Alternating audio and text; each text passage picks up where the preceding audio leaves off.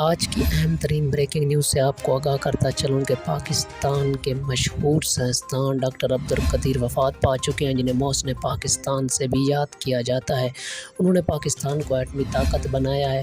مکمل تفصیل میں آپ کو اس ویڈیو میں بتاتا ہوں۔ اس سے پہلے اگر آپ میرے چینل پر نئے آئے ہیں تو میرے چینل کو سبسکرائب کر دیں اور ساتھ لگے بیل آئیکن کو پریس کر دیں تاکہ میری ہر ویڈیو آپ تک پہنچ سکے۔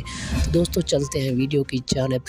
تو دوستو اگر پاکستان آج ایٹمی طاقت نہ ہوتا تو شاید اس کے حالات بھی افغانستان، شام اور عراق جیسے ہوتے۔ وہاں بھی امریکہ گھس چکا ہوتا اور ہر طرف تباہی و بربادی کر دیتا۔ آج ہر پاکستانی ڈاکٹر عبدالقدیر کا قرض دار ہے، کیونکہ انہوں نے پاکستان کو ایٹمی طاقت بنا کر تمام دشمنوں کے لیے پاکستان کا دفاع ناقابل تسخیر بنا دیا، اور کوئی بھی دشمن پاکستان کے اوپر نہ تو حملہ کر سکتا ہے، نہ ہی میلی آنکھ سے دے سکتا ہے۔ اسی وجہ سے ڈاکٹر عبدالقدیر کو 2 مرتبہ ستارہ امتیاز سے بھی نوازا گیا ہے۔ اور آپ اس بارے میں کیا رائے رکھتے ہیں؟ کمنٹ سیکشن میں ضرور بتائیں۔